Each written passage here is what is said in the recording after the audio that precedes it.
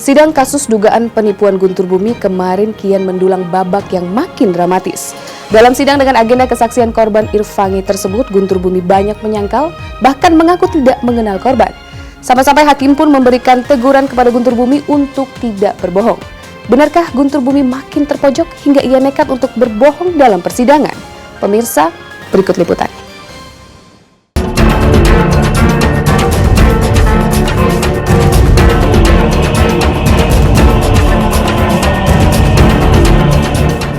Ruang sidang yang menggelar kasus penipuan Guntur Bumi di Pengadilan Negeri Jakarta Selatan kemarin memanas. Pasalnya berbeda dengan sikap Guntur Bumi yang selama ini lebih banyak diam, hari Rabu kemarin suami Puput Melati tersebut justru vokal bahkan berani menyangkal segala kesaksian yang memberatkan dirinya. Salah satunya kesaksian korban bernama Irfangi yang hari itu turut hadir menyaksikan sikap Guntur Bumi yang alot mengelak seperti ini. Apakah benar Bapak Irfangi pernah melakukan pembayaran di tempat terdakwa? Saya tidak tahu apakah itu sedekahnya dari Bapak Irfangi. Yang jelas memang pernah diberikan kepada saya melalui Yunita, tetapi tidak ditulis itu dari Pak Irfangi yang mulia.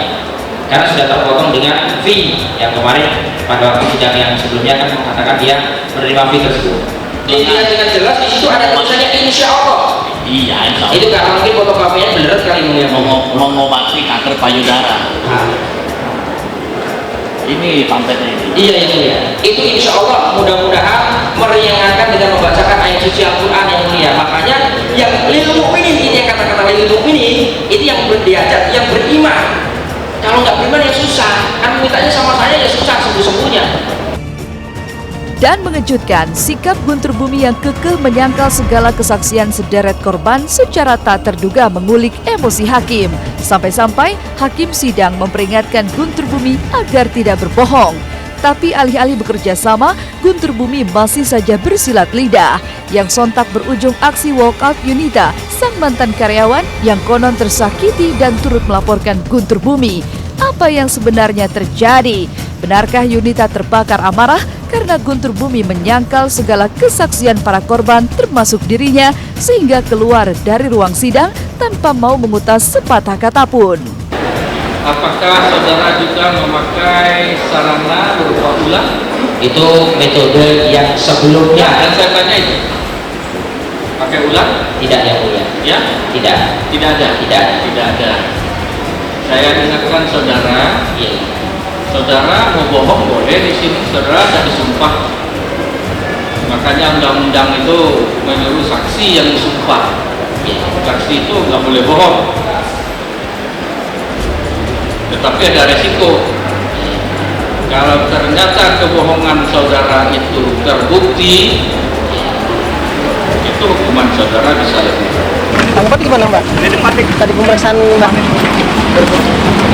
Mungkin pegang tangan aku. Ini dah, Pak, ternyata seperti apa gini Mbak, kesaksian dari bahwa dia menolak semua. Saya agak kecewa kenapa pengacara dari pihak Guntur Bumi tidak mengarahkan supaya Guntur jujur. Dengan dia jujur sebenarnya membuat masyarakat tidak lagi gemas sama Guntur Bumi, tidak lagi marah dengan Guntur Bumi. Para korban yang tadinya sudah bisa memaafkan menjadi terbakar kembali untuk tidak memaafkan Guntur. Karena apa? Dia tidak mengakui satupun hal yang tadi ditanyakan oleh majelis tidak diakui oleh Guntur. Berarti logikanya Guntur merasa benar dan yang pembohong adalah para korban. Berarti Guntur juga ada indikasi akan mengulangi perbuatannya lagi. Ada apa gerangan yang terjadi? Menghadapi kesaksian sederet mantan pasien dan karyawannya, mungkinkah Guntur Bumi merasa terpojok sehingga Guntur Bumi nekat mengurai kebohongan yang memancing peringatan hakim?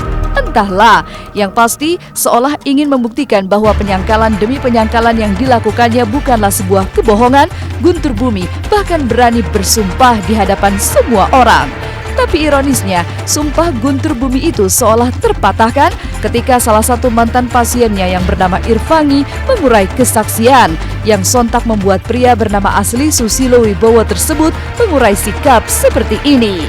Mohon maaf yang mulia karena saya harus memberikan penjelasan pengetahuan saya Karena demi Allah saya saat ini kuasa Nabi Daud, saya akan berbicara jujur apa adanya. Ya, kuasa Nabi Daud atau tidak? Ya, saya akan jujur apa adanya. Saya Karena penjahat itu ada dan kejahatan itu ada pada saat Tuhan sedang pergi dari hati manusia. saya nggak tahu. Saya hanya menugaskan mereka ini kalau datang ke pasien untuk membaca ayat suci Al-Quran. Ternyata mereka hari berikutnya saya kembalikan dipanggil lagi. Saya konsultasikan gambar-gambar ini. Dia bilang karena itu wujud santetnya jin yang sudah ketangkep. Dan ini itu yang ngomong itu anak buahnya apa terdakwa nih? UGB, saya ke kapan UGB. Hari berikutnya saya dengan bawa fotonya ini, termasuk kala jengking. Katanya itu jinnya yang sudah ketangkep. Ya begini, ini maksud saudara memberikan keterangan di sini, tetapi antara lain maksud kita bahwa persidangan ini bukan untuk dibohongi, gitu loh. Hak saudara untuk memberikan keterangan seperti itu. Tapi hak kita juga mempertimbangkan dari keterangan. Saya kecewa karena dia menjelaskan 180 derajat dengan keadaan sebenarnya. Artinya dia berbohong. Saya melihat setelah kita korek keterangannya, walaupun tadi dia tidak disumpah, dia beberapa kali mengucapkan kata demi Allah ya, dimana dia juga saat ini sedang menjalankan ibadah puasa ya. Ya, saya yakin dia tidak akan berbohong lah. Yakin bahwa Guntur Bumi tak berbohong, uniknya Afrian Bonjol sang kuasa hukum hanya membela Guntur dalam sidang kasus penipuan. Tapi sederet dakwaan kasus Guntur Bumi yang lain seperti pencucian uang, penggelapan hingga pencabulan, Afrian justru seolah lepas tangan yang sontak mengundang tanda tanya. Mengapa Afrian hanya berani membela Guntur Bumi dalam sidang kasus penipuan dan bukan yang lain? Sementara sederet pengacara Guntur Bumi justru telah mundur.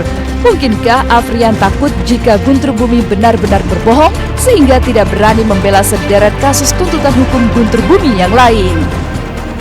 Saat ini proses persidangan dia didakwa dengan dakwaan penipuan.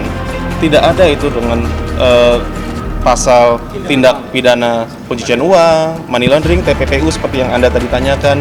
Tidak ada mengenai pasal pencabulan, tidak ada mengenai pasal penggelapan ya. Hanya mengenai pasal penipuan. Dan saya berharap hakim harus memutus dia dengan efek jera, diberikan putusan dengan efek jera, bukan hanya dengan diputus ringan. Kalau buat saya, dengan dia tidak mengakui, buat kami tim pengacara, dengan dia tidak mengakui berarti ada indikasi dia akan mengulangi perbuatannya.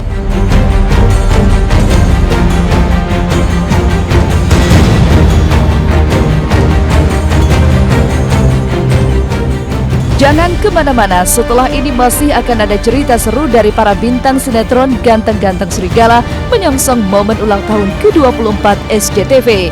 Tapi mengapa Sahila Hisham, kekasih Kevin Julio, mendadak muncul di tengah persiapan tersebut? Benarkah Sahila sedang melakukan inspeksi mendadak akan kedekatan Kevin dan Jessica Mila? Terus tonton Was-Was yang akan kembali setelah jeda berikut ini. Ya.